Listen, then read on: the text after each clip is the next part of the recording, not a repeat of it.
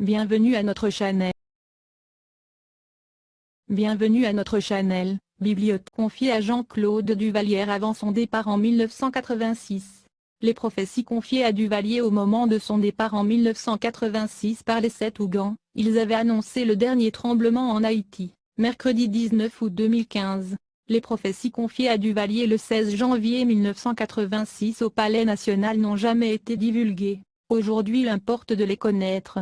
Le 16 janvier 1986, le président à vie Jean-Claude Duvalier rentre d'un voyage de Jérémie et passé devant la statue de Ti-Amélie, réputée pour son pouvoir de jeter les chefs d'État. Duvalier apprend que lui aussi il va perdre le pouvoir.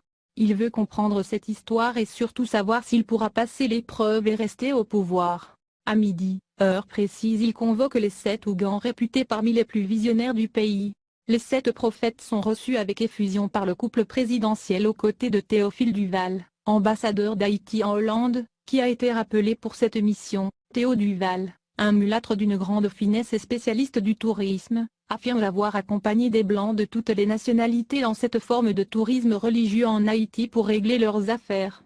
Il a suggéré au président de ne pas sous-estimer une telle richesse. Il estime avoir choisi les meilleurs voyants du pays, Neg Kivreman Conveyo.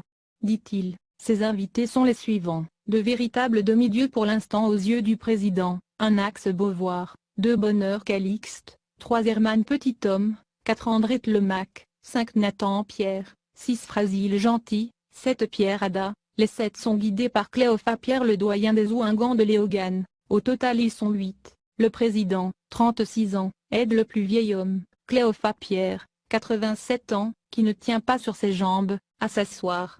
Duvalier commence la conversation sur un ton cordial, en asian, qui Jean-Louise en mimio.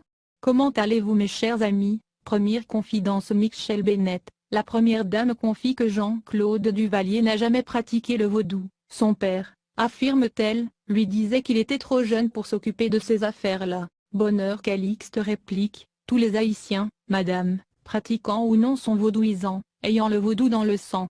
Herman Petithomme se lance de son côté dans des digressions historiques expliquant qu'Haïti possède la plus grande force du vaudou mondial, ayant lié la magie africaine à la magie des Indiens Taino.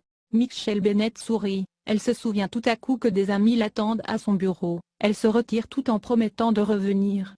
Au départ de la première dame, les Ougans de ce jour se rappellent que leur collègue Marcel Etienne en 1980 avait prédit dans un homme fort du Cap haïtien, une situation compliquée pour le président Jean-Claude Duvalier au cas où il se marierait, s'il offre une première dame à la nation, autre que sa mère, la gardienne secrète de la Révolution. Il sera vaincu par cette épouse, il quittera le pouvoir et cette femme perdra toutes ses dents avant de finir dans un asile d'aliénés.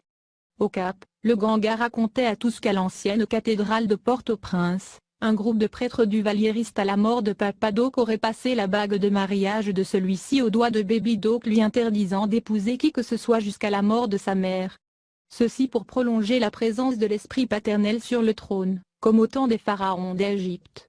Il peut s'entourer d'un harem s'il le veut et multiplier les enfants, mais se marier, pas encore. À 29 ans, Baby Doc en 1980 aurait décidé de se débarrasser de cette bague, et aurait pris la décision d'épouser son premier amour, celle qu'il rencontra sur les bancs de l'école secondaire au collège Bir, la jolie Michel. Elle était la fille du journaliste mulâtre Ernest Bennett, le propriétaire d'un auto par un homme du Nord. La mère de Michel venue de Port-Salut et la sœur de l'archevêque de Port-au-Prince, en personne, Monseigneur Wolf Ligondé. La femme que Baby Doc adore, avait pourtant déjà épousé un opposant farouche au régime des Duvalier et produit pour lui 2 enfants portant ce nom, Pasquet, mais le président veut à tout prix réaliser son rêve de Roméo-Juliette, un rêve d'adolescent, quitte à imposer son vœu au diable et au bon Dieu si possible. Le chef de l'État a un support de taille à ses côtés, Aurore Ligondé. La future belle-mère aurait juré que ce mariage se ferait envers et contre tous, ve pas ve, mariage la fait. Prime pape sotissou domaclou-clou. Perfa fa, le mariage aura lieu. Pas un poil ne sera enlevé du dos de l'hydrocèle, aurait-elle lâché. Eti, épousailles et funérailles. Or dans les plus beaux rêves en Haïti, épousailles rime avec funérailles. Dodo Nassa, un autre voyant aurait alerté la mère de Baby Doc et tenté en vain d'empêcher le mariage. Malgré tout, le mariage eut lieu le 27 mai 1980. Ce jour-là, au Cap, le vieux Marcel Étienne osa faire une prophétie sur les futures funérailles de Jean-Claude Duvalier. À cause de son entêtement, le président à vie mourra en Haïti 57 ans après 1957. Il sera poursuivi par le chiffre 666. Son père fut enterré à 63 ans, lui aussi il mourra à 63 ans, 66 plus 3 plus 3. Son père a passé 14 ans au pouvoir, il passera lui aussi 14 ans au pouvoir. Les deux accumuleront 28 ans au palais. Baby Doc mourra inexorablement 28 ans après sa propre chute et il sera réduit en cendres, enterré avec le drapeau de l'opposition, bleu et rouge. Il laissera sur terre 3 enfants, 2 garçons et une fille. L'un des garçons sera d'un autre lit et ne s'appellera pas Duvalier. 20 ans après sa mort, il est probable que l'un d'entre eux se porte candidat à la présidence à son tour si rien n'est fait astralement pour bloquer ce destin. La mère de Baby Doc tombe en syncope quand elle entend la prophétie. Elle les rapporte à son fils. Quelque temps après le mariage on prétend que la robe a disparu, et pour avoir repris les inepties des sociétés secrètes, Simone, sa mère, est chassée un moment du pays par son fils aux côtés en plus de plusieurs Ougans et de ses 2 conseillères Clélie Ovide sa sœur, Metassi Eustacie, assistée d'Yaya sa confidente, Mela Martinière Adé. Mieux comprendre l'avenir. Le 16 janvier 1986, Baby Doc le président veut mieux comprendre l'avenir. Au moins savoir où se trouve ce vieux Marcel Étienne. Il apprend que Marcel est déjà mort. Mais il accorde maintenant une chance aux 10 heures de bonnes aventures et leur promet de ne rien faire contre eux s'ils lui disent toute la vérité.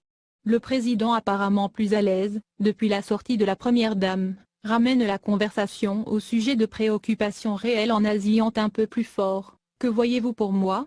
Est-ce que je dois rester au pouvoir ou partir? Le vieil Ougan secoue son asson, les autres se mettent à chanter et soudain Cléophas Pierre tombe en transe. Sa voix n'est plus la même. Il prend les mains du chef de l'État, et on lui entend dire avec une voix d'outre-tombe, « Hey fou! Tigazon Cambise l'a fini. Jeune homme la fête est finie. » Et Léloa continue dans un créole imagé qui se traduit ainsi, « Votre père a signé un contrat le 22 septembre 1957 avec les 21 esprits du Panthéon. Je suis arrivé ce jour-là sans me faire inviter. Lélo à 22 présents c'était moi oui moi les grands Olisha. Ton père réclamait le pouvoir pour 57 ans, il voulait une dynastie. Il avait promis de ne pas verser du sang.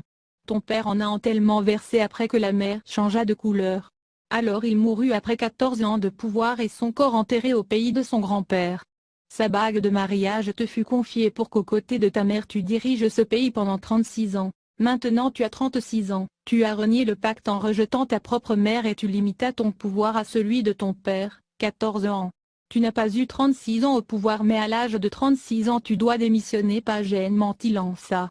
La pure vérité, le président, l'air étonné, demande, Grand Moon, sauve le dit là.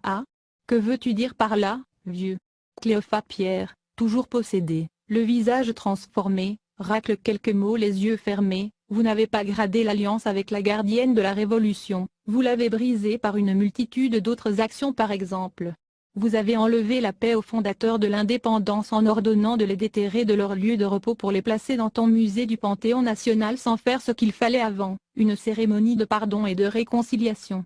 Ils sont tous furieux contre vous et sont en guerre se sentant enchaînés. Ils veulent te punir ainsi que le colonel Avril le directeur du Panthéon.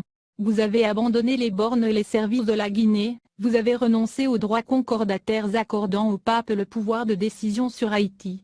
Doudou, Duvalier, tu nous as trahis. Baby Doc subitement se met à tousser. Il veut en savoir plus. Des prophéties pour 50 ans au lieu de continuer à entendre la liste des reproches. Duvalier veut plutôt savoir ce qui va se passer dans l'immédiat. Cléophas Pierre verse de l'huile dans une assiette blanche qu'il se met tourner sur ses jambes. Le 7 février 1986 ce sera le mois du vent, le mois des malheurs. C'est un mauvais mois pour la politique en Haïti. Les VSN qui ont massacré les cochons créoles seront massacrés comme des cochons. Le pouvoir terrestre petit garçon, doit partir. Vous allez quitter le palais mais pendant 2 ans jusqu'à 1988 il y aura des morts partout tous les jours et les premières élections présidentielles pour vous remplacer se termineront dans le sang. 22 ans après un terrible tremblement de terre tuera près de 300,000 personnes. L'armée va disparaître. Je vois aussi des militaires blancs qui viendront de partout pour nous occuper.